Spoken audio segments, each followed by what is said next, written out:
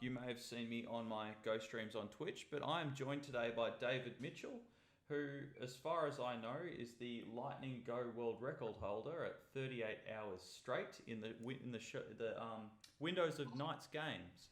Is that right? Night Yeah, games? night games. Yeah, long time ago. What I year had was that? hair then, What year was that?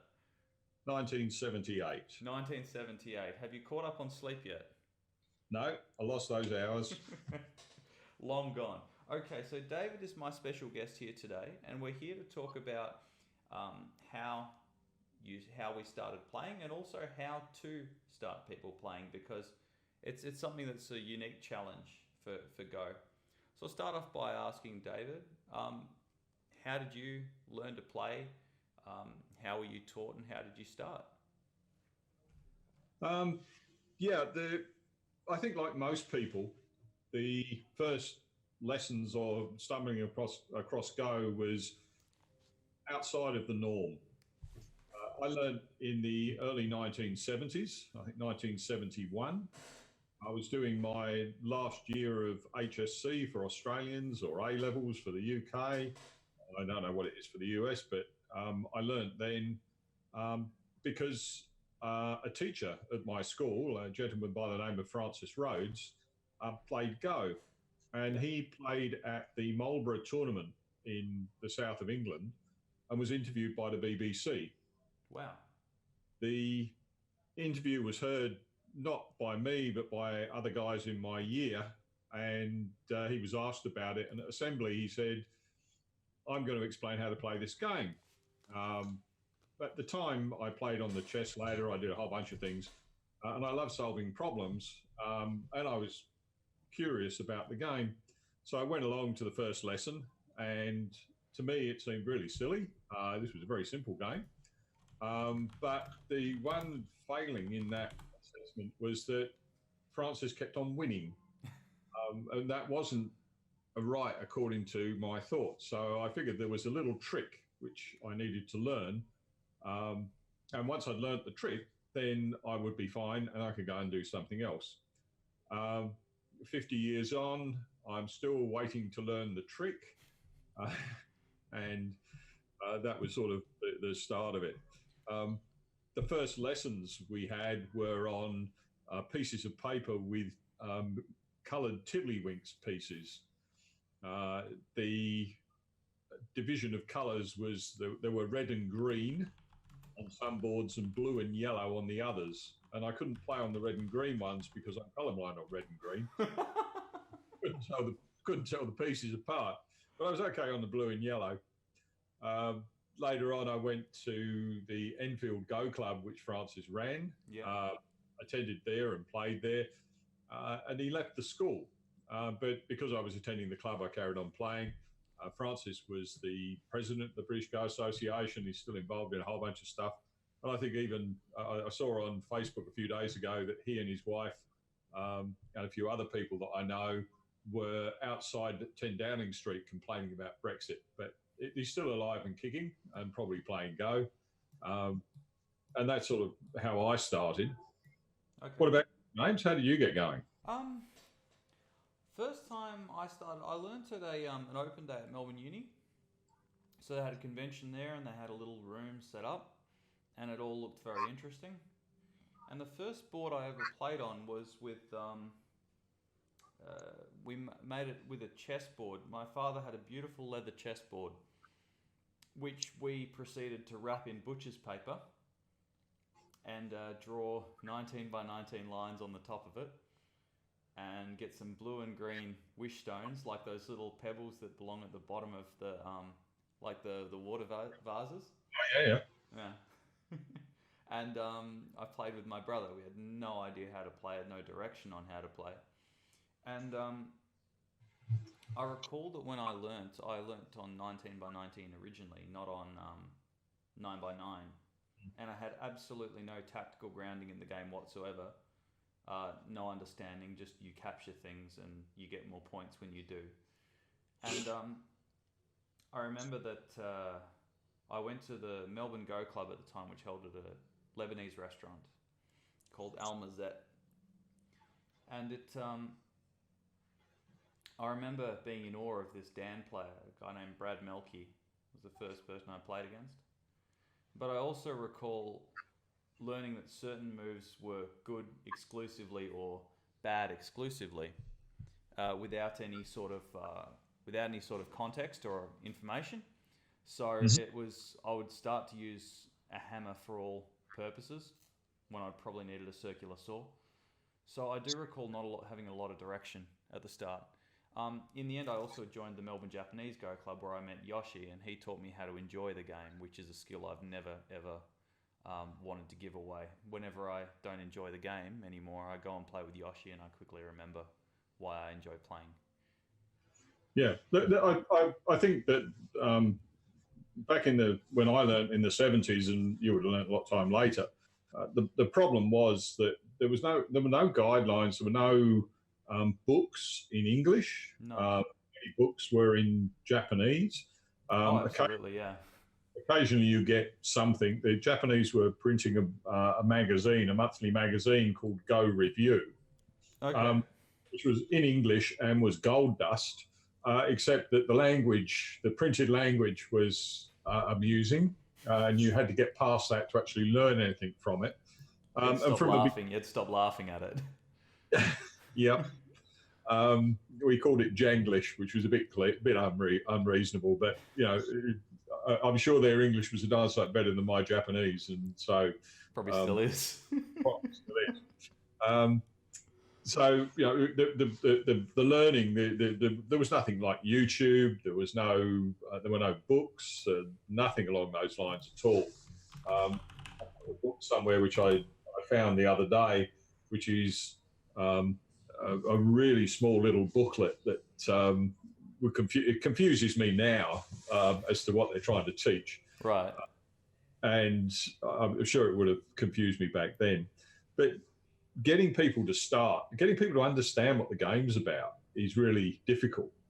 Yeah, it certainly is one of the major challenges. As I said to you the other day, one of the things I wanted to talk about here was how I describe Go, not just to beginners, because this works as a teaching method for the beginners, but it also helps you explain the game to people that don't know. Yeah. Well, yeah. I mean, I don't know if you found it the same with Francis when you were taught, but most of the teaching material, as well as what I taught when I started, it was all to do with capture. And yeah. And that sort of sets the wrong paradigm for the start of the game, right? It's an easy way. The problem with Go in teaching people Go in the West is that there are basic concepts that are completely different from the kinds of games that are in our DNA. If you play a game in the West, you're playing something where you're going to capture all of your opponent's pieces. You play chess, you're trying to capture the king. Okay, you may not capture everything, but the assessment of where you are is material, and you're trying to capture the king. Right. Checkers, you're going to try and take all the pieces from the board. All the time, you're really trying to be there, figuratively speaking, with the severed head in one hand and your sword raised in the other, and your foot on top of the body. Yeah. It's a total victory or it's a total loss. That's how the game is played. If you're playing a chasing game, if you're playing something like Ludo or backgammon or something like that, you're there first, you win, that's it. Everybody else is out of it, and there's nothing there. Go's not like Go's a sharing game, and that is the first issue. Do you think that maybe says something for Western children compared to their Eastern counterparts learning how to share growing up? Possibly, but it's only one of the things that differs. You put the pieces on the crossing points. Yeah, not in the squares. Yeah, not in the squares. Every Western game puts the pieces in the squares, and it causes trouble in your brain. I've got to put them on the crossing points, and you lose a perspective of it. Yeah. So there's that, and the other thing is that the vast majority of Western games, the pieces move. That's true. Yeah. So if you put a piece down, if you're playing something, a chasing game, let's call it Monopoly, you start at a particular point, you throw the dice, and you go tuk, tuk, tuk, and your piece moves. You don't leave it there. No. No, that's what you do. And those things start to be barriers right at the beginning. Do you think? What? Sorry. That's all right. Do you think from that regard? I mean, you mentioned chess before, and you're talking about how once you've killed the king, the game's over. So no matter how you play, that's always going to be your aim. Whereas because Go's more abstract, is it sort of like the question of, in terms of just putting two questions at random, how do I post a letter versus how do I live a good life? One is prescriptive and one is more open and generic. You know, there's more than one answer to the second one. Theoretically, if you're very creative, there's more than one answer to the first, but you could also say that there are less answers. Like, how do I change a tire versus how do I live a good life might be a better analogy. Yeah. Yeah, I don't know. Maybe. To be honest, you lost me there a little bit. Maybe. That's all right. I'm operating at a much higher level. Absolutely. When my brain cells catch up with you, we may get an answer. 5 minutes later, that's what he was on about. Yes. Anyway, so foolish monk. What I did, and I struggled with this for a long time. I went to Japan in 1977 as part of the British Go Association's Teach the Teacher. The Nihon Kin invited people from across Europe to go to Japan and learn how to teach Go. Yeah. A bunch of things went on in that case, but it was the first start of teaching. I enjoyed teaching. I enjoyed teaching at the London Go Centre, at the Go Club. I looked at teaching a new person to be someone else that I could play against, someone else that would challenge me. So I wanted to teach people. Yeah. But trying to explain the game was very, very difficult. And I came across an idea a number of years ago and have changed the way that I teach. And to include this. And it's not replacing the things I did before, but to include it.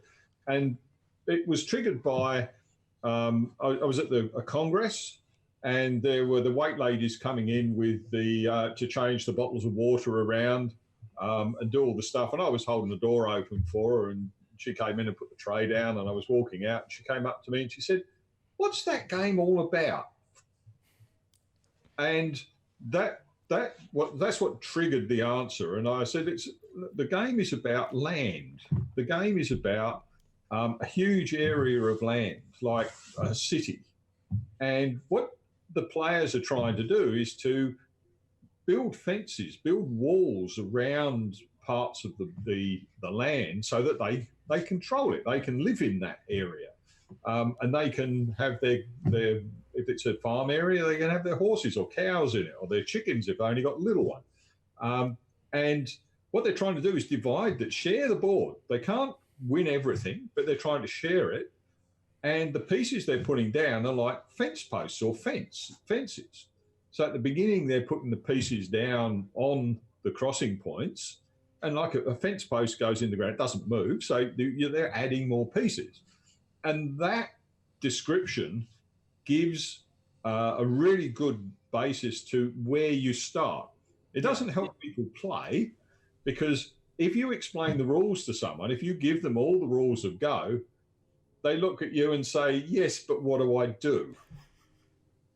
And that's exactly right. I mean, there is no clue as to what to do from the rules. Right. It's which is an amazing concept to come to, because what was very interesting is when I was overseas a couple of years ago in Korea for a similar teaching event, a gentleman from Romania, his name was Dan, shout out to Dan if you ever do see this, came up with, it was almost a step towards where you've gone, but not quite there yet. His approach at the start was to encourage connectivity.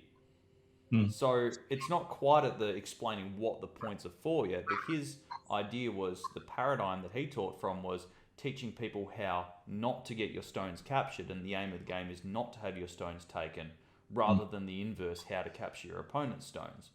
The problem with that still is it misses the point of the aim of the game. It's, yes, it's good that you learn to connect your stones, but for what purpose? It's still, if you've got a connected floating string through the center of the board, you don't necessarily have any land. So when you told me about this approach of yours for teaching people, it really struck a chord, because it is really focused on really the essence of the game. But as well as that, it's also a concept that anyone can grasp. I know from a fact that whenever I'm at a local Go Club here and someone walks up, we're very lucky to have a Go Club in Melbourne in a pub, which is useful because the standard of play drops dramatically as the evening goes on. So if you want to play weaker opponents, just turn up later. But as well as that, as the evening goes on, inevitably other people in the pub will come over and ask about the game. And the range of answers that you get from people over the boards is, it's like chess is a common one, and it's very difficult is another one. It takes a lifetime to master. You know, all those really useful phrases that just dissuade people from learning. That's right. And those things, they're the negative sides of it. What you need to do is encourage people to play and to start. And the capture side of it is right. The capture side of it is something that Western players can grasp. But if you can sow that seed first, then you can move on to the capture go concepts. Yeah. The first person to capture a stone. And then when one player gets better than the other, then that player has to capture 2 stones and the other person only has to capture 1. Yes.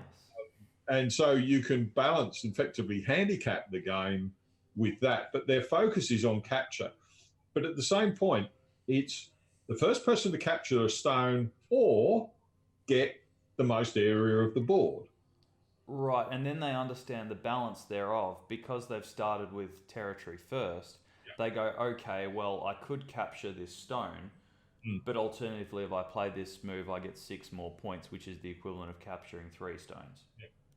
And the single stone capture is dilutes a lot of the concepts, because 2 eyes, if you have a false eye where the person has to throw a stone in fact, you lose the game if you try and kill the group. Funnily enough, though, if the ironic thing is the concepts come back if it's the first person to capture 2 stones that wins, because ironically then a throw-in wins you the game.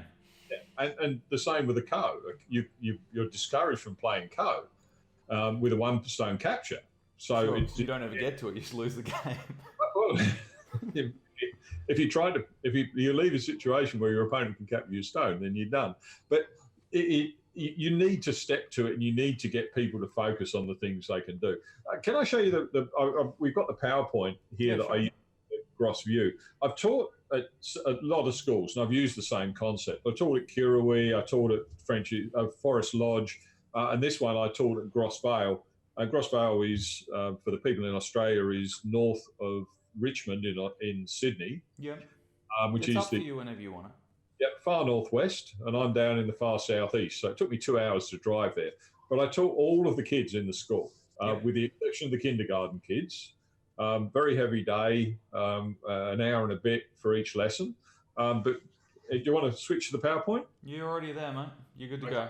So, the pictures down the left-hand side are things where, we had the kids around the tables. We had boards and stones for them to play on, and they did well. So I've showed them what the board looked like, and I quickly showed them the slide with the rules. Now, these are my rules, and they cover everything as far as I'm concerned. They don't worry about 2 eyes. 2 eyes is a logical thing. I'm not worried about that. Yeah, there was the surrounding game documentary put it very eloquently when they said it's about emergence, in that it's something that emerges from the simple rules rather than an actual rule. Yeah. So the other rule which I've included in there is you can't capture your own stones. If you played chess and could capture your own pawns, then the game would be an awful lot different, because those things get in the way, and you've got to live with the fact that your own pieces get in the way. I don't agree with the suicide, allowing suicide rules or playing where you capture your own pieces. That's just not logical. Right. Anyway, so I talk about the board and give them an idea of the board, and then I talk about building walls. Now, the kids at Richmond are living in the edges of Sydney's city, but they're all working and living with people that keep horses or cows or goats or whatever, and they've got farming land. So Right. they understood the concept of building walls, that they would put fence posts in. So my first question was, hey, who can build a wall?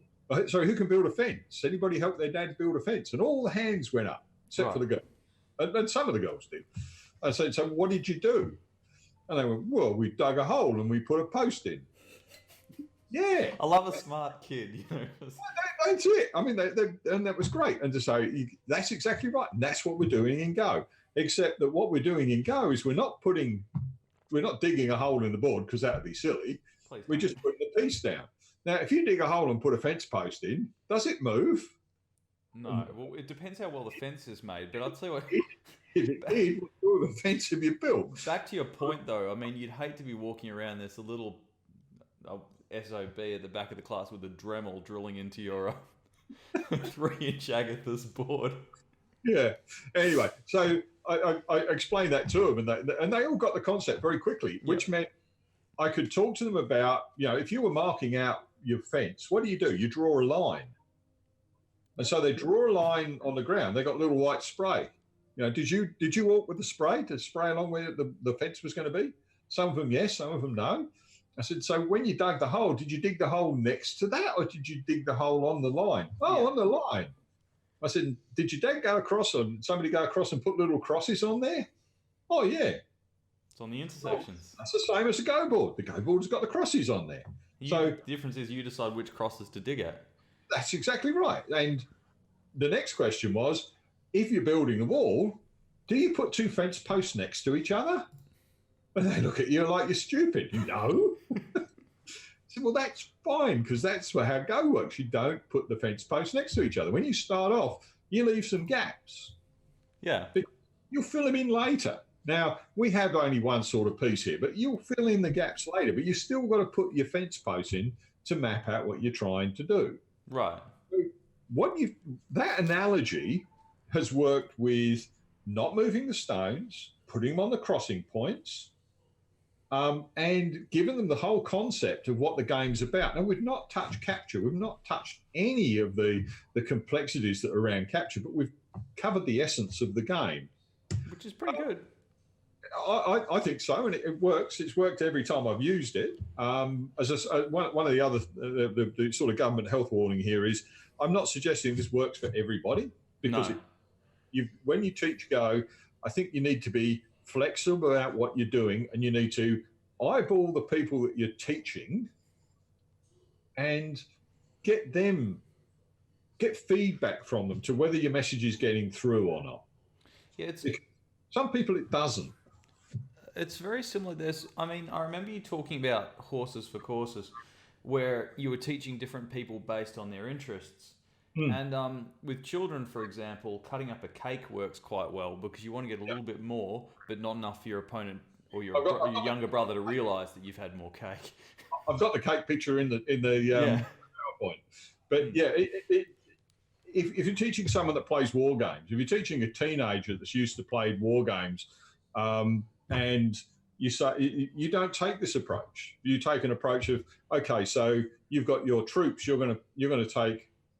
You need to come in to build a defensive position. Where would you build a defensive position? Where you've got next to your other defensive position. Well, not necessarily. If it's the first move on the board, then you look for the places where there's cover. So the corners are great, because you've got 2 flanks protected. Ah, right. I see what you mean. So at that point, the edges of the board sort of represent the edges of the battlefield where you can escape to. Yeah. So that they understand that, but this is a different approach based on a construction rather than on the battlefield type model. But as I say, you've really got to, when you teach someone, it's got to be in sympathy with their understanding and their interests, because what you teach varies. So building the walls, and I show them a fence. There's your fence. There's your fence. Can the horse get out? There's a nice little horse up the back right here. Can the horse get out? No, there's fence, and the fence is all the way around. Okay, some of them are bushes, but it doesn't matter. The horse can't get out. So that gets the whole territory thing. Then I talk about connections, because the connection side of it is important for building the walls. Now, this last diagram here, this one up the top with the 2, 4, 6, 8, 9 stones in a circle. I asked them whether the 2 end stones here that have got a diagonal connection are connected. Right. And I have in my hot little hand a skipping rope. Because a skipping rope, because the kids will say, no, they're not connected. That's a diagonal connection. You told us diagonal connections weren't connected. And I say, yep, absolutely. So I hold up the skipping rope and I hold the 2 ends of the skipping rope and I say, are these 2 ends of the skipping rope connected? Ah, right. And the kids go, and then they get it, because it comes back to their day-to-day real life stuff. They've got 2 ends of something. It's wrapped around in a circle. Yeah, they're not connected, but yes, they are the long way around. So that takes them to it. And then I come to the one where, they're not connected. So it teaches the connection side of it. And this, I'm stressing, is about building area. Now, we play on a small board, and at this point, I get them to play. Yeah, before you've taught them about capture or anything. Don't talk about capture. Just get them to play. And the pictures at the beginning, you'll see they've sort of built lines up the middle, and they play next to each other. They're all very nice, and they'll build lines, and some of them makes it a bit bigger than the other one. And we play through games, and I go around and watch, but getting them to do it is what's important. Because I think I liken learning Go to learning to swim. You can read as much as you want. You can read Ian Thorpe or any swimmer's biography. Shout out to Ian Thorpe, if he's ever watching this. You can go through all the coaching material you want, and you can sit there and read it. But you stand at the end of the swimming pool, and you're going to dive in that water, and all you've got is this. It means nothing. No. So you've really got to start and get people to put the pieces on the boards, not move them around, and so on. So that's what I do. Water Vase 0204.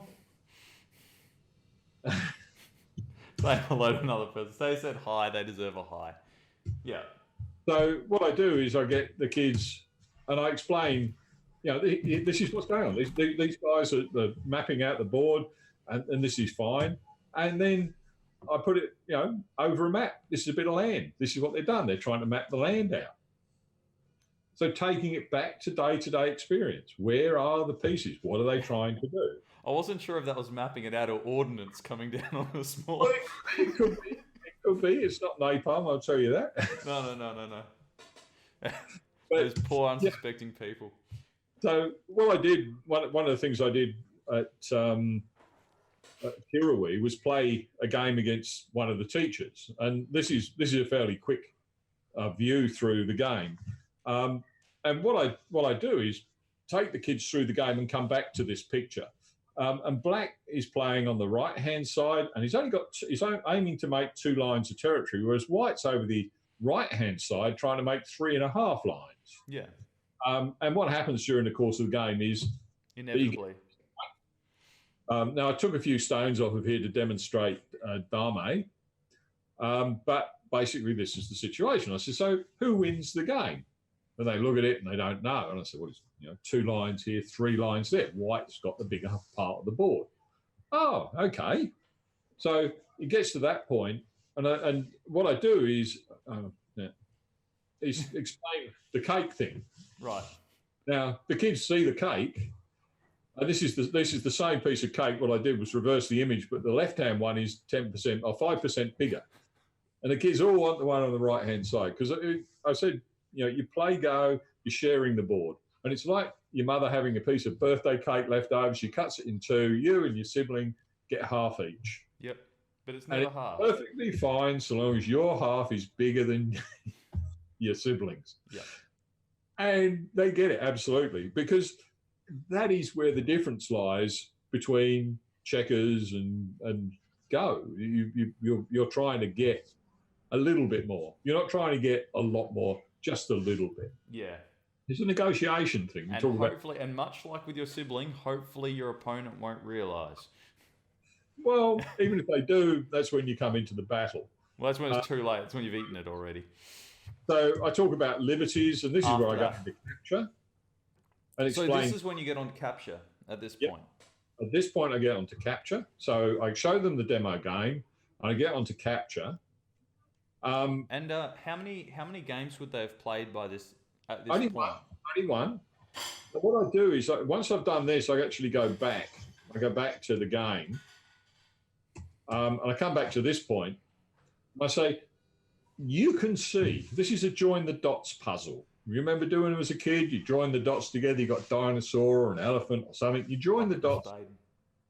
If you join the dots, you can see that black is only going to get a couple of lines on the right-hand side. White's going to get a lot. So what should black do? Right. So white is trying to be greedy. White wants to have more. So what does black do? And that's when I talk about playing on the 3-3 point. Gotcha. Explain it here. So this gives a lead in to invasions or reductions and things like that. Liberties and capture. So there's quite a long part of the lesson, but once it gets to this point, once I've explained the capture, I get them to play again. I get them to play 2 or 3 things. I haven't talked about co. I've not talked about 2 eyes excessively. I've explained the connections of piece. I'll check. Sorry. So I've done the connections, I've done liberties, and then I get them to play. So at this point, I can go back through here. So the rules of the game: 2 people, black surface. 1 player plays black, other white. All these are straightforward. You go through all these rules. Stone can be captured if it has no adjacent intersection or liberties. Capture stones are removed from the board. You go through the stuff. Only thing that I haven't covered is the co-rule, which is a board position may not be repeated. I put in an additional one, which is not really a rule, and that is that if you don't agree with your opponent's assessment of the situation, play it out. You play it out. That's not a rule, but it says don't talk about it, do it. Right.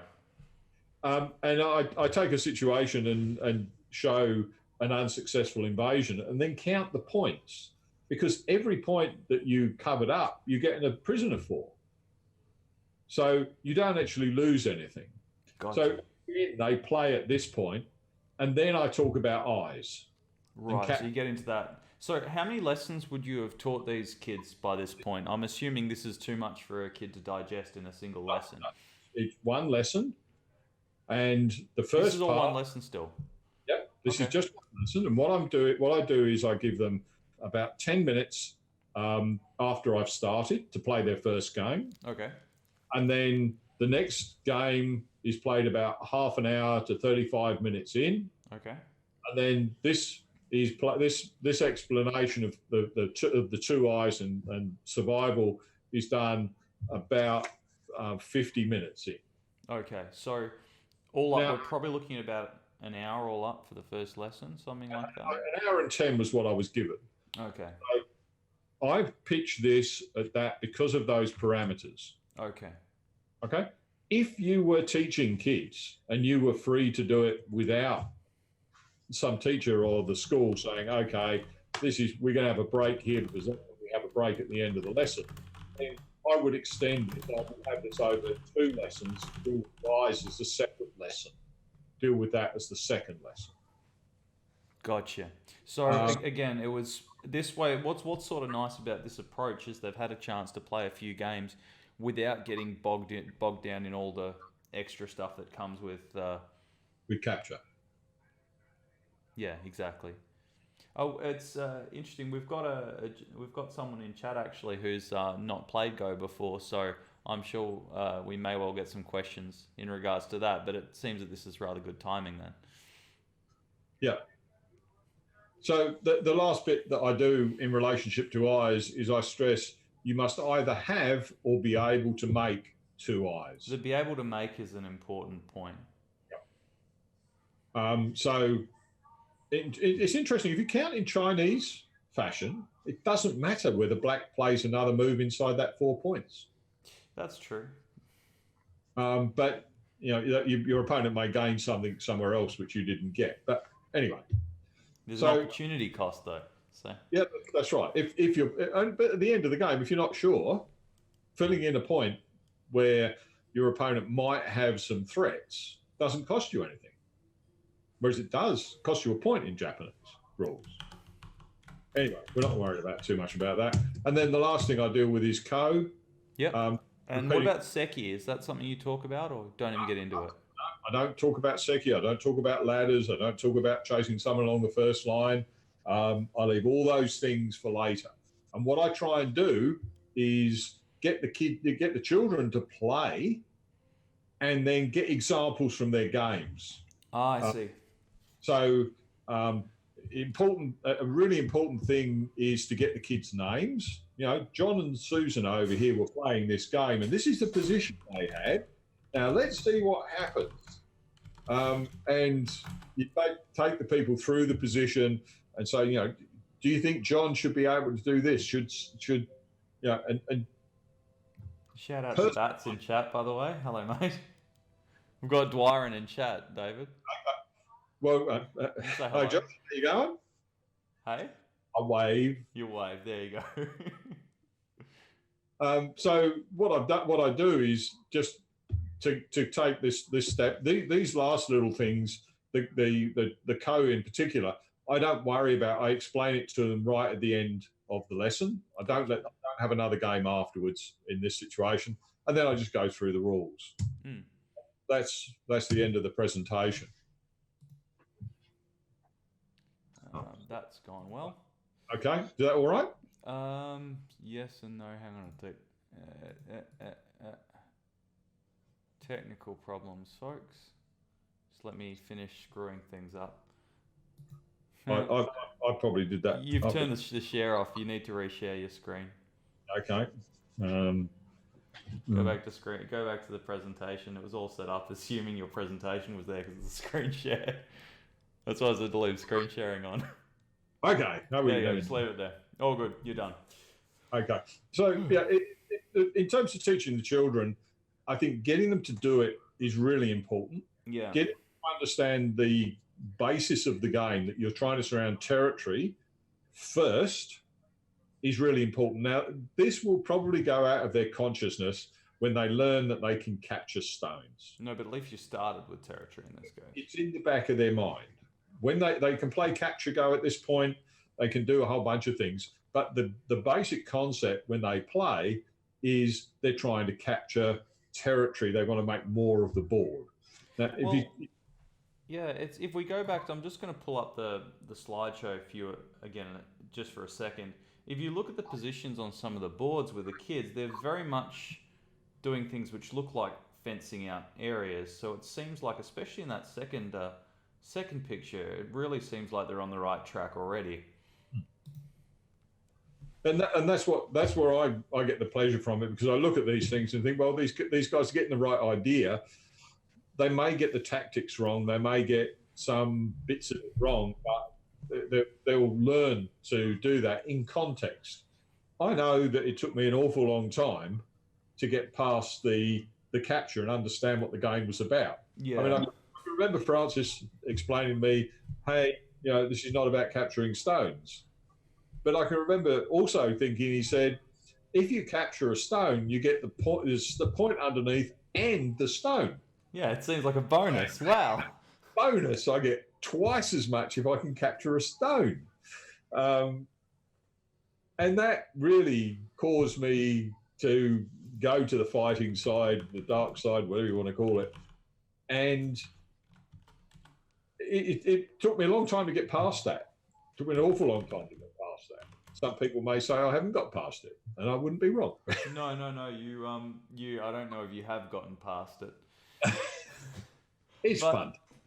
You're exactly right. It's and it's one of those things that colours a lot of early experiences. I remember that I remember starting to play and playing against strong players when I first started and thinking if I could only capture some of their stones, I may well win this game. Yeah.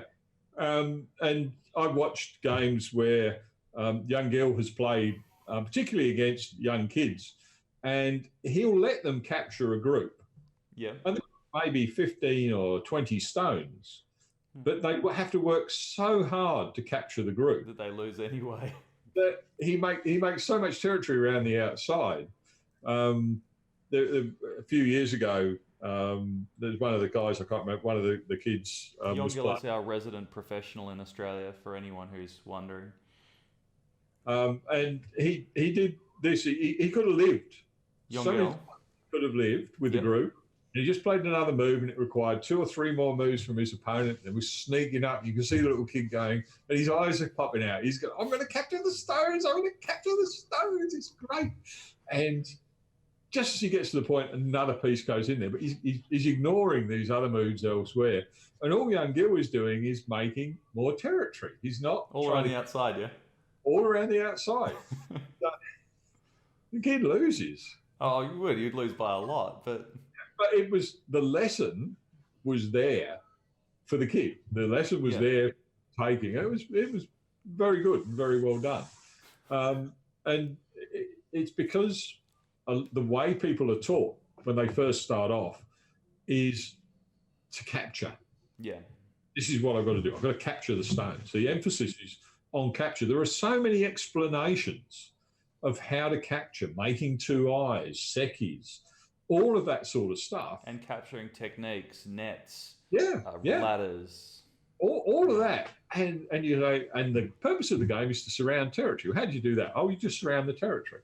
There's no explanation of it. But all these other rules, all the time that the person's there. So if you look at the amount of time it takes you to teach the person to play, you say, okay, the aim of the game is to surround territory. All right, 10 seconds. And then you're finished with that for the rest of their playing career.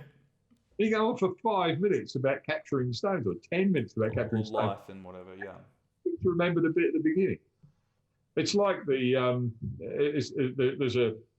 a kid's joke, which I'll finish with. And it's like this. James, you're the captain of a boat. And the boat's in the harbour, and it's going to take on a cargo. There's a ladder on the side of the boat, which has got 27 rungs on it, and 3 rungs are below the water level. Yep. It's a steam-driven boat, so you have coal on board, not oil, and you're in the harbour, and the tide is going out, so you have to load the cargo and get the boat to go out. And you have 17 crew members plus yourself and the cargo. Right. And you sail out through the harbour just as an enormous wave comes sideways across. It capsizes the boat and the boat sinks. Right. What was the colour of the captain's shirt? Good. All you got to do is remember the first statement I made. Well, it's on the captain of the boat, so it'd be black. That's right. But it's just so far down the track. So if you teach someone, you say the aim of the game is to surround territory. And then just keep... And then you keep on going, capture and capture and capture and capture and capture and capture. They've forgotten it. It's gone out of their brain. They don't remember. It's long gone. It's the same thing. The same problem. Yeah, the kid gets home and goes, Mum, we learnt this game called Go. It was fantastic. I captured 6 stones. The mother goes, 6? See if you can capture 7 next time. He goes, I will capture 7, Mum. And then they're stuffed. Well, it takes a long time to get over that and to get the thing right. So, anyway. All right. So, that probably just about concludes the first, call it an episode, if you guys ever want to hear it again, of Go Talk. Do we have any questions from the chat for our panelist and, say, first and possibly permanent guest, David? Say possibly permanent because it may be down to popular demand. We'll have to see how many questions we get. Maybe the last time. That may be the last one. Yeah, we could be dead before we've started. So does anyone have any questions about teaching or anyone have any experiences they'd like to share from them doing teaching, or anything like that? Or have we been reasonably comprehensive and there's nothing else you could possibly want to know? On that note, on that note, while we're waiting for people's fingers to drum up some questions, I like the idea of teaching with territory before captures. That's good. So that's some feedback, which is awesome. And I'm assuming, obviously, anyone's welcome to use this sort of approach. I don't think it's patented. There's no Larry the Legal Eagle won't come down and drop a cease and desist. I'd be happy if I'd be very. I would feel complimented. But yeah, there's just an idea. That's all. Right, one of the reasons my basic series has taken off is because that idea that you can actually take points during the games. It's an amazing idea. Yeah, you can actually take territory during the game. It is amazing. For anyone who is just starting, Bats Go in chat does do a fantastic basic series on different aspects of the game, and it's definitely worth a look at, especially for people who need some guidance in how to play. It's especially if you just follow it from the start, it'll really help you out starting from the fundamentals in that series, and it will do you an awful lot of good. I can't checkmate the other guy. Feels bad, man. No, wrong game. Unfortunately, no. It's yep, good idea. Definitely follow Bats. It's a good idea. But yeah, on in terms of teaching, if anyone out there is watching this who does teach other people, of course you're more than welcome to try out this methodology, and we'd love to hear back and see how you find it, and whether it works for you, whether you've got any suggested improvements. Feel free to message me on Twitch with anything like that, and we'd be delighted to hear how you go with it, because ultimately the goal of this is to